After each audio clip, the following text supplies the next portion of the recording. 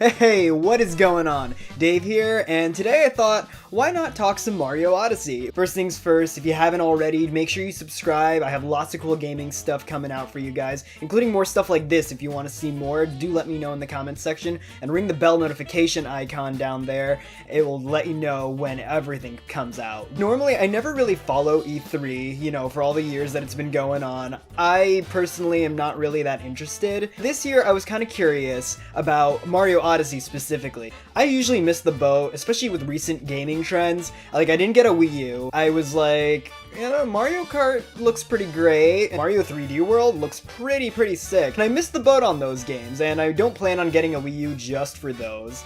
However, I've been following the Switch. Super Mario Odyssey looks kick-ass, and I want a piece of it. The selling point? It was definitely this recent trailer that was put out by E3. I also got to see the Treehouse playing the game footage, as I'm sure some of you guys have. This is just like a little talking point video. It's what I think of Super Mario Odyssey, what I think it's going to become, and I definitely encourage you guys to take a look. Leave a comment right now saying what your favorite Mario game is. I have some of my favorites right over here, with the exception of the All-Stars pack. I have Let's Played each and every one of these games, so I'll put some links at the end of this video if you want to see some more awesome Mario content. That freaking T-Rex, I was not expecting that to be a trailer for Odyssey. When I saw it, I thought it was gonna be some like random, oh okay, I wonder where Jurassic Park maybe? Jurassic World game? I don't know why that's in E3. It is Mario, you can possess that thing apparently, and I just want to talk about it real quick. If you look at the footage and all the new Donk City stuff especially, I really like the direction this game has taken. Kind of going back to form, a lot of the games now, they feel like obstacle courses. You look at 3D World, you look at Galaxy,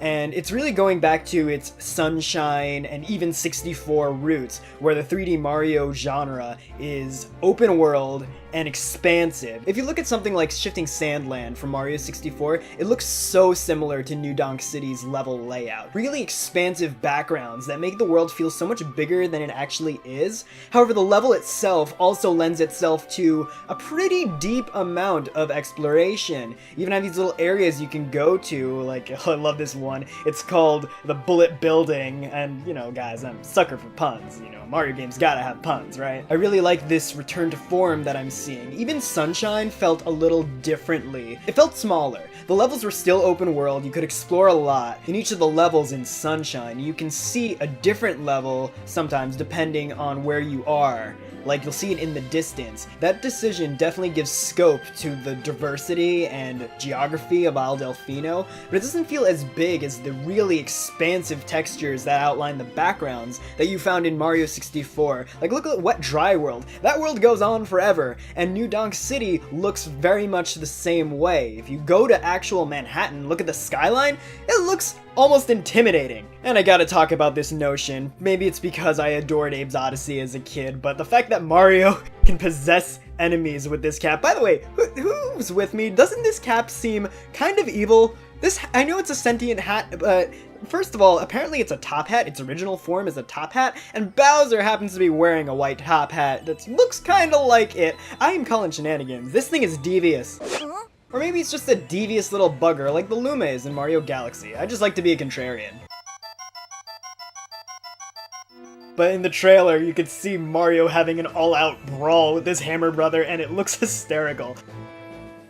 And I want to do so much more like this. Like, this Bullet Bill mechanic was really expanded on in the Treehouse gameplay, and that looks fun by itself. I look forward to seeing how they implement that with the different enemies in the game, including that T-Rex.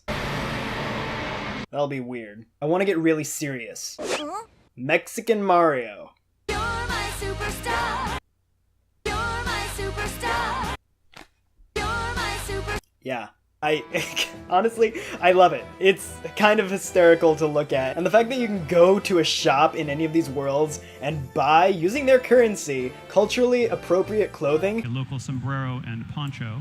So that Mario can play mariachi with these Day of the Dead denizens. I'm not gonna lie, it's kind of sick. Even if Mario does look like that weird guy with the Ludicolo in that one episode of Pokemon. Ludicolo, Ludicolo, Ludicolo, did you find some people to entertain? Seriously, they could be twins. Another thing is this game looks fantastic. Like I was saying before, it's an open world, so it seems open in the way that Breath of the Wild is, but it's got that creative limitation. I don't mean the development team had creative limits as to what they can do, but in a creative way, they limit the space. So it feels open like Breath of the Wild does. However, it's also that classic Mario obstacle coursey sort of feel. And there's all these little touches, like the graphics look great, the textures look amazing. I saw this one shot where Mario gets smacked by a bullet bill and he's covered in gunpowder and soot for like just a second, and that little attention to detail is one of the reasons I love Nintendo so much. The shine, the sun, lighting effects, ambience, it all looks so great, so stellar, and there are these little details that just kind of make me laugh. Like in one area, we have Bowser's footprints in the sand, and you kind of wonder why they abrupt and leave. Maybe he just jumps onto a ship and flies away. And that one NPC in New Donk City who's like, "This is the real deal, some real acrobatic platforming. You won't find it anywhere else, folks."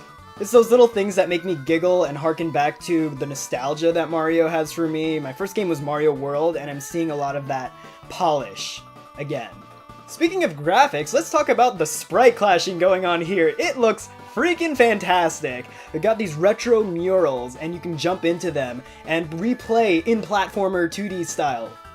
2D platformer style. These little portions of the level seem like an arbitrary but fun way to add new elements and jazz it up, and the fact that the music will transition into an 8-bit remix, and when you leave, immediately back into live orchestral sounds, it's freaking awesome! And we've gotta look at this bullet bill. He comes out of 8-bit land and looks like full glory. That is so seamless, and everyone's talking about all the Donkey Kong references that are being made in New Donk City, like the street names, the cafes, etc., and even those red platforms that bring us way back to 1981. We also got Pauline. She's the mayor of this town, and that is incredible. She's come back. I know she was in a recent game that I don't remember the name of right now because I never played it. It's bringing us back into this suturing of nostalgic and modern and bringing it back in an interesting way. That being said, the new stuff looks incredible too. The villains! The Treehouse did a great job describing them. They are an evil wedding planning firm. I'm sorry, come again? They are an evil wedding planning firm. No, sorry, one more time. An evil wedding planning firm. Yeah, I love these guys, the Broodals. The brutal Broodals. They kind of have this really awesome feel. They all definitely have a very clear caricature. Just look at them. You can tell their personality just by looking at how they carry themselves and their facial expressions. It is very much like the Koopalings when they were first introduced in Mario 3, and even more in Mario World. You knew exactly what their personality quirks were, and they wouldn't even need to utter a word. So it's a great way of not recycling the Koopalings, which we've gotten a lot of recently, and bringing in some cool characters who have a very similar concept, who are no dispute on if they're related to Bowser or anything like that. He's just hiring them, doing his thing. By the way, he's marrying Peach. That didn't go well last time. Worlds got vaporized in that tale. Nevertheless, Bowser and his marriage squad are taking Princess Peach. They're gonna have a wedding. His little wedding brigade is making darn sure that Mario does not crash the wedding.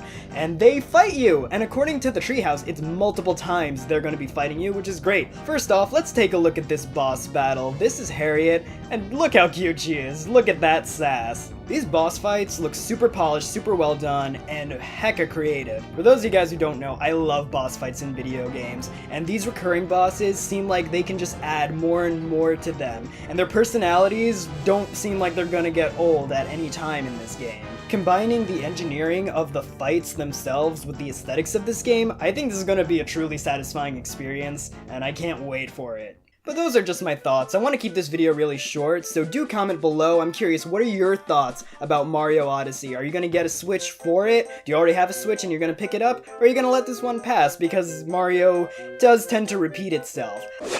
I think I'm gonna have a real fun playing this game. I'm gonna get a Switch definitely, probably just for this game. I don't know when I'm gonna get it. I hope they're bundled together on holiday. But what are your opinions? I'm really curious. And let me know if you want to see more content like this. This isn't a format I'm used to doing, so I might take some more time and script them out. But for now, let me know what you think. As always, do like this video if you like this video. For now, this is Dave out. Peace out.